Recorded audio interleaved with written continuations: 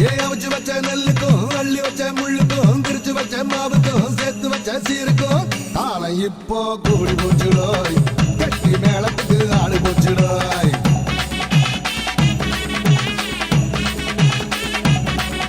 ஏ ஆட்டுக்கல்லு வாய்க்கும் அம்மி கல்லு காதுக்கும் அடுப்பங்கற சூட்டுக்கும் ஆத்தங்கற கல்லுக்கும் கும்பிடு தானே போட போறாய தங்கச்சி பட்டணம்